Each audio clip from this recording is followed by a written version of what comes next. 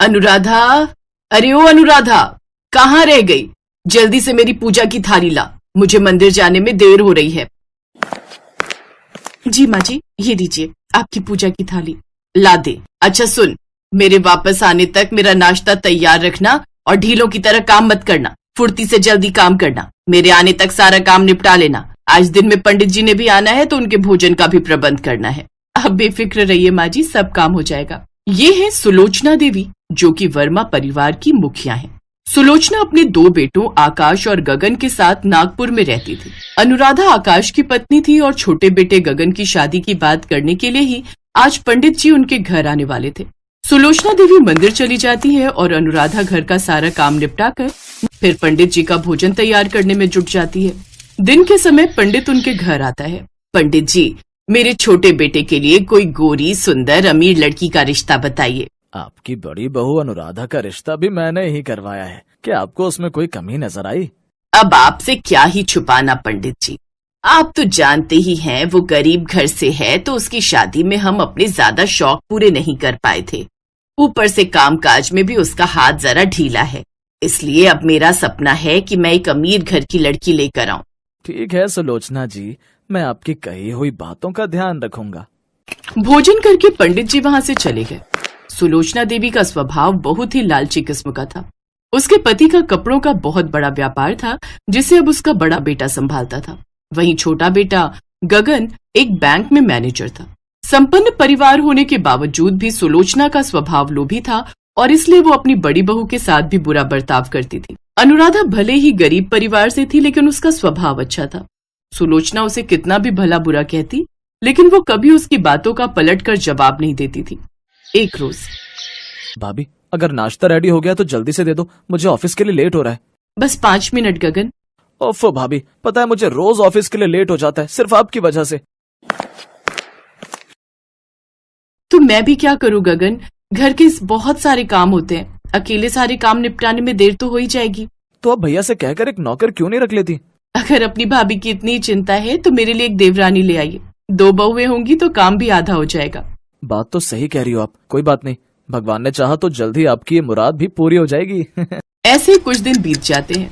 एक रोज दरवाजे की घंटी बजती है। सुलोचना दरवाजा खोलती है तो सामने गगन काले रंग की लड़की के साथ वरमाला डाले खड़ा होता है। ये देख सुलोचना गुस्से से लाल पीली हो जाती है। ये सब क्या है गगन? माँ, ये सलोनी है, मेरे ऑफिस में काम करती है और हम दोनों ने शादी कर ली है। ये क्या बकवास कर रहा है? ऐसी काली लड़की मेरी बहू नहीं हो सकती। मैं इस कल्लो को कभी नहीं अपना सकती। माँ तमीज से बात कीजिए, इसका नाम सलोनी है और ये अब आपके बेटे की पत्नी है। और आपको इससे अगर इतनी दिक्कत है माँ, तो फिर हम इस घर से जा रहे हैं। अब मैं वहीं रहूंगा जहाँ मेरी सलोनी रहेगी। फिर क्या था, माँ अपने बेटे को यूं अपने से दूर जाते नहीं देख सकती थी, इसलिए एक माँ को अपने बेटे की जिद के आगे झुकना ही पड़ा। लेकिन वो इन सब से बहुत ज्यादा नाराज हो जाती है और अब उसने अपनी बड़ी बहू के साथ साथ छोटी बहू सलोनी को भी परेशान करना शुरू कर दिया। ऐसे ही एक रोज जब शादी के हफ्ते भर बाद सलोनी अपने ऑफिस जा रही होती है। अरे ओ कल्लो, कहाँ जा रही हो? आज तेरी देखी वाली बुआ सास और उनके परिवार के लोग आ रहे हैं, तो तुझे जल्दी से सबके लिए अच्छा अच्छा खाना बनाना है। लेकिन माँ जी, आज तो मेरी ऑफिस में एक इम्पोर्टेंट मीटिंग है, मुझे अभी ऑफिस जाना है। बुआ और उनके परिवार से मैं शाम को मिल लूंगी और रही खाने की बात तो मैं बाहर से कुछ ऑर्डर कर दूंगी। कोई जरूरत नहीं है ऑफिस जाने की, मेरे दोनों बेटे अच्छा कमा लेते हैं। अब जो कहा है वो कर। हम सबको मिलाकर पूरे 10-10 लोगों के लिए खाना बनाकर तैयार कर ले। और हाँ, खाने में 3 तरह की सब्जी, रायता, 2 तरह का मीठा, रोटी पूड़ी बना लेना और हाँ, सलाद भी काट लेना। 10 लोगों के लिए खाना तो ऐसे बोल रहे हैं जैसे मैं किसी होटल की शेफ हूँ। बहू ये भी बना ले, वो भी बना ले। कोई बात नहीं माँ जी, हम दोनों मिलकर बना लेंगे। तुझे बोला क्या मैंने बनाने को? आज तू रसोई का कोई काम नहीं करेगी। आज तू साफ सफाई का ही काम करेगी और रसोई छोटी बहू अकेले ही संभालेगी। ये कहकर सुलोचना वहां से चली जाती है। सलोनी कपड़े बदल कर रसोई में चली जाती है, लेकिन अभी अनुराधा की साफ सफाई का काम पूरी तरह खत्म भी नहीं हुआ था कि सलोनी रसोई से बाहर आ जाती है। क्या हुआ सलोनी, कुछ मदद चाहिए क्या? मदद? अरे नहीं भाभी, मैं तो आपकी मदद के लिए आई थी। अरे तू ये सब छोड़, मैं कर लूंगी, तू जाकर खाना बना ले। वैसे भी जितनी डिशेस माँ जी ने बताई है उन्हें बनाते बनाते तुझे 3-4 घंटे आराम से लगेंगे। लेकिन जेठानी जी, खाना तो मैंने कब का बना लिया है। बना लिया इतनी जल्दी? अनुराधा रसोई में जाकर देखती है तो वो हैरान रह जाती है। भला कोई इतनी जल्दी अकेले ये सब कैसे कर सकता है। कुछ देर बाद जब सब मेहमान आते हैं तो सलोनी सबको खाना परोसती है। उस खाने को खाकर सब सलोनी की खूब तारीफ करते हैं। ये देख सुलोचना की छाती पर तो जैसे सांप लौटने लगता है। फिर 2 दिन बाद, सलोनी बहू, अरे ओ सलोनी बहू। क्या हुआ माँ जी? अरे देख तो वो ये पर्दे और चादरें कितनी गंदी हो रही हैं। चल इन्हें जल्दी से धो दे। और हाँ, वॉशिंग मशीन से मत धोना, उससे कुछ खास साफ नहीं हो पाते। इन्हें अपने काले हाथों से रगड़ कर धोना। ये कहकर सुलोचना नहाने के लिए चली गई, लेकिन जब वो वापस लौटी तो उसने देखा कि सलोनी आराम से बैठकर टीवी देख रही है। अरे ओ महारानी, तू यहाँ मजे से बैठकर टीवी देख रही है? मैंने तुझे किस काम के लिए बोला था? माँ जी, सारे कपड़े धुल चुके हैं। यकीन नहीं आता तो आप छत पर जाकर देख लो। सुलोचना छत पर जाती है तो हैरान रह जाती है। हैं? इस कल्लो के पास क्या कोई जादुई की छड़ी है जिसे घुमाते ही ये झट से सारा काम कर लेती है? ऐसे कुछ दिन बीत जाते हैं। एक रोज अनुराधा जब रसोई में काम कर रही थी तो उसके हाथों से एक महंगा क्रॉकरी सेट टूट जाता है। हे भगवान, ये क्या हो गया? अब माँ जी मुझे बहुत डांटेंगी। बड़ी बहू, अरे ओ बड़ी बहू। हे राम, माँ जी आ गई। अनुराधा को घबराता देख सलोनी को कुछ समझ नहीं आता और वो जल्दी से अपना हाथ घुमाती है, जिससे वो क्रॉकरी सेट फिर से जुड़ जाता है। ये देख अनुराधा घबरा जाती है। सलोनी, ये सब? दीदी प्लीज आप ये बात किसी को बताना नहीं। दरअसल बचपन से ही मुझे ये जादुई शक्तियां मिली हुई हैं। हमारे दादा एक जादूगर थे जिन्होंने मरने से पहले अपनी सारी जादुई शक्तियां मेरे पापा को दे दी और उनके मरने के बाद वो मुझ में आ गई। बट आप प्लीज ये बात किसी को मत बताना। ठीक है, लेकिन आज से मैं तुम्हें जादुई बहू कहूंगी। ऐसे ही अब वो दोनों झट से जादू से सारा काम खत्म कर देती। एक रोज सुलोचना की तबीयत बहुत खराब हो गई। उस वक्त ना ही घर में कोई गाड़ी थी और ना ही ड्राइवर। दोनों बेटे बाहर थे। साथ ही पूरे शहर की टैक्सी और ऑटो वाले भी हड़ताल पर थे। सुलोचना की तबीयत बिगड़ने लगी। सलोनी जल्दी से अपने जादू से एक ड्राइवर और गाड़ी प्रकट करती है। ये देख सुलोचना हैरान रह जाती है, लेकिन वो उस वक्त उससे कुछ पूछ नहीं पाती। सलोनी और अनुराधा अपनी सास को अस्पताल ले जाती हैं, जहां समय पर इलाज मिलने के कारण वो पूरी तरह ठीक हो जाती है। फिर घर आकर अनुराधा सबको सच्चाई बताती है, जिसे सुनकर सब हैरान रह जाते हैं। इसका मतलब मेरी छोटी बहू सिर्फ काली नहीं बल्कि काली जादुई बहू है। सुलोचना को अपनी गलती का एहसास होता है और वो अपनी दोनों बहुओं से माफी मांगती है। अब काली बहू इसी तरह अपने जादू से कुछ न कुछ करती रहती, जिससे घर में सब बहुत खुश रहते।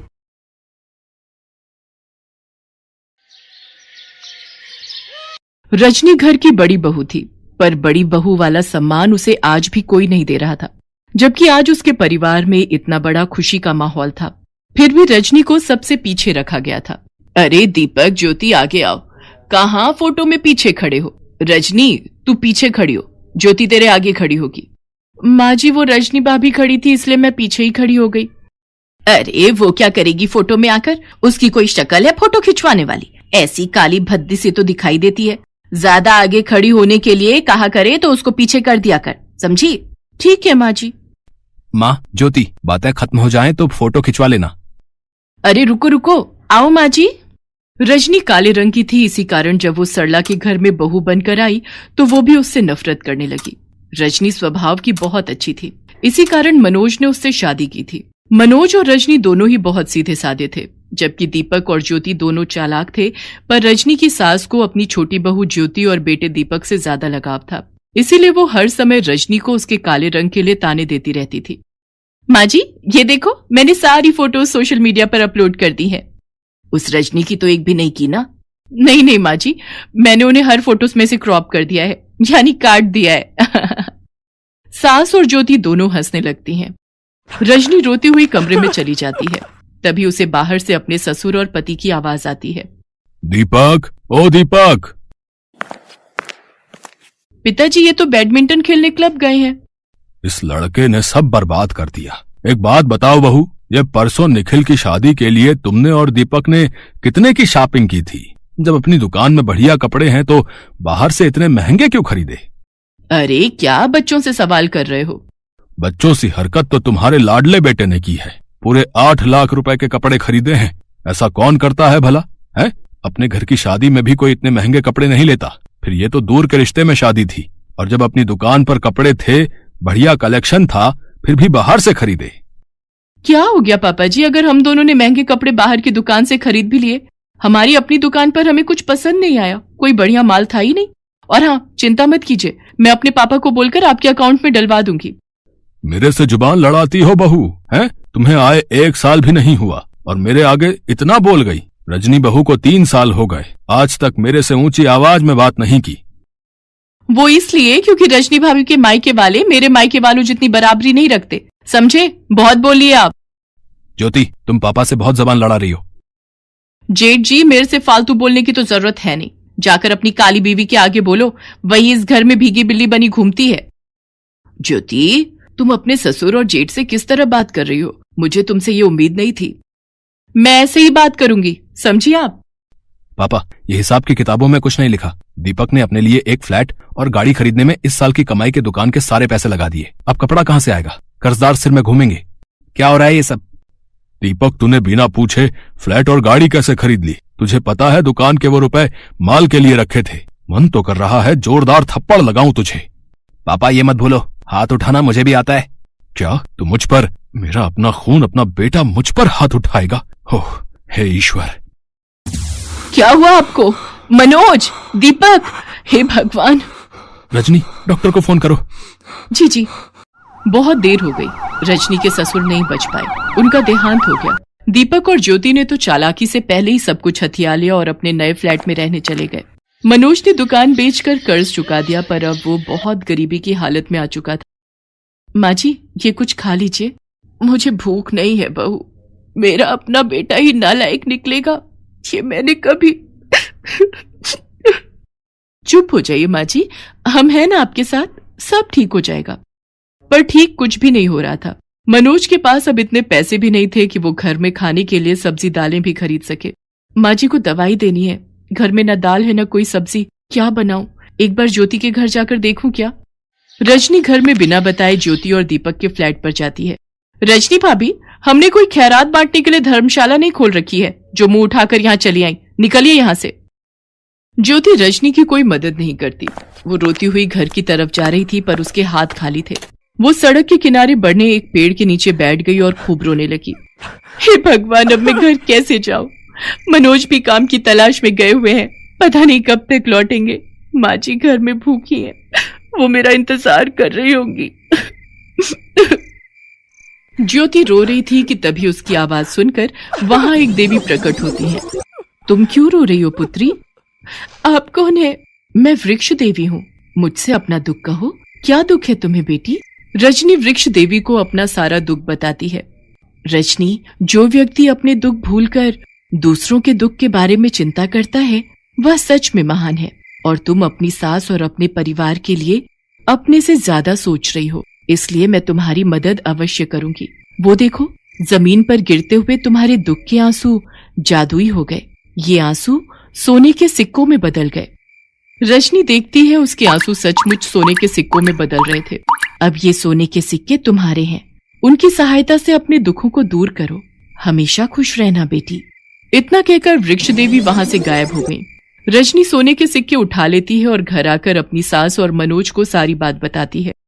रजनी बहू, मैंने हमेशा तुम्हारा अपमान किया, तुम्हारे काले रंग के लिए हमेशा तुम्हें लज्जित किया, पर आज दुख में तुमने ही इस घर को बचाया है।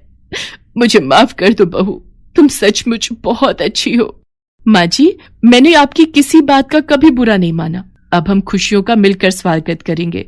हम फिर से कपड़े की नई दुकान खोलेंगे और बाबूजी के आशीर्वाद से हमारा काम फिर से ठीक हो जाएगा। तुम ठीक कह रही हो रजनी, बाबूजी बहुत दुखी मन से इस दुनिया से गए थे। हम उन्हीं के नाम पर अपनी दुकान खोलेंगे। जीते रहो मेरे बच्चों। मनोज और रजनी दोनों मिलकर उन सिक्कों को बेच देते हैं और उन पैसों से वो कपड़े का नया शोरूम खोलते हैं। धीरे धीरे सब कुछ ठीक हो जाता है और रजनी के परिवार में खुशियां फिर से लौट आती हैं। आज भी दीपक और ज्योति जब कभी अपने माँ और भाई भाभी से मिलते हैं तो उनसे नजरें नहीं मिला पाते।